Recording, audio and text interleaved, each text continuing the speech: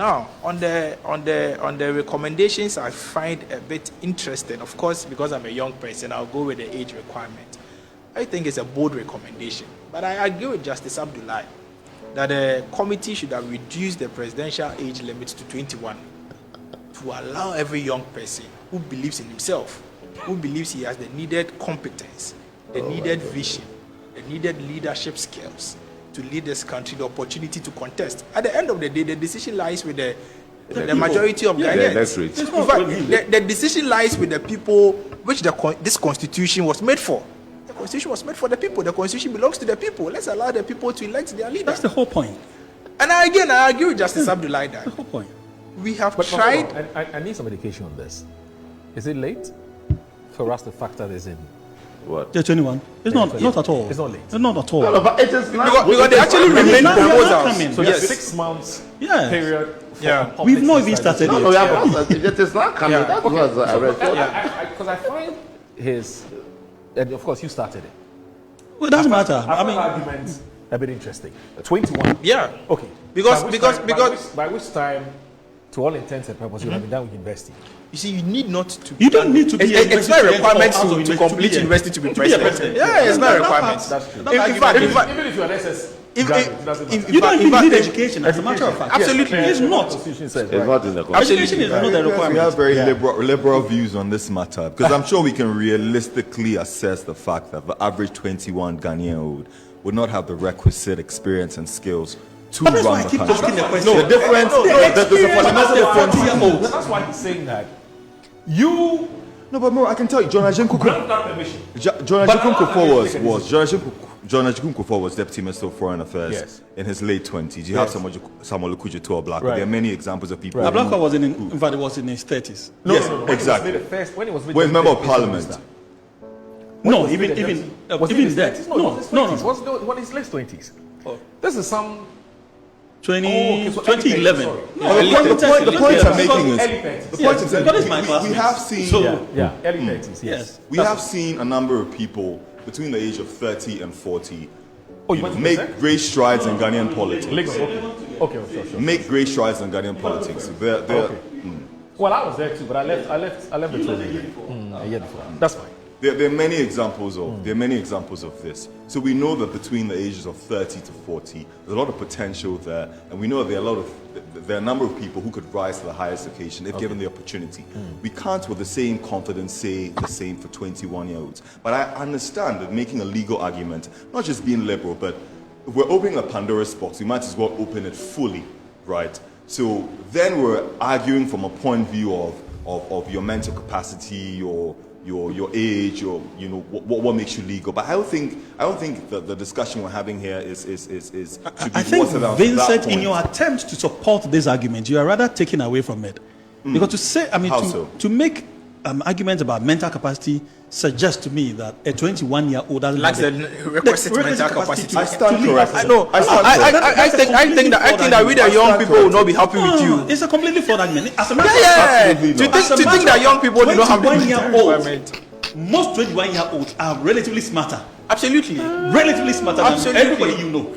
Well, I think history And would so you can't even make that argument. having You see, some I of these think tough you can- opinions, you right? see, the issue of maturity, the issue of experience, Doesn't do and with age. all those matters. Yeah. I mean, you cannot relate them Just to performance. I made those points very clearly. I did say No, but you I see, just- for on the one hand, avoidance you of doubt- admit that a 21 is a better option, but at the same time, you tend to undermining- undermining the no. same Listen, I'm not quite, for the avoidance of doubt, I'm not in any way, shape, or form undermining the capacity of any 21-year-old Ghanaian. Well, I think right, you have to be very clear on that. To play a role as far as mainstream politics is concerned. But why I think history will judge me right and judge you wrong is the fact that, on average, within the next 10 years, history will judge us, right? It would be very difficult to discover a 21-year-old Ghanaian with the requisite experience and capacity to lead a republic. That is not the same argument for a 30-year-old. If you get what I'm coming from. See, When you say experience, we have never had a 40-year-old president before. Never. If you go by But that we same accepted the fact that from above the age of argument. 45, Even if I've never had one. we accept the fact that the pool of Ghanaians Yes. within that age limit, above 40, from that we could select a credible candidate. That's a consensus. Unfortunately, history does not support what you're saying. You don't think Kwame Nkrumah was a credible candidate? You don't think John Mahama was a credible candidate? So you see, if the moment you start going into specifics, right, you defeat the entire argument. Because we're talking about a population of 35 million. Or 40 million, if you like. Where the majority are below the age of 30. Where the majority are below. Not the age of, exactly. So if you go by making specific argument, of course, Gerald was also 30, thereabout. At the time, he was the leader of this country. Yeah. And so what? The age necessarily does not make the person who he is. That's the whole point I'm making.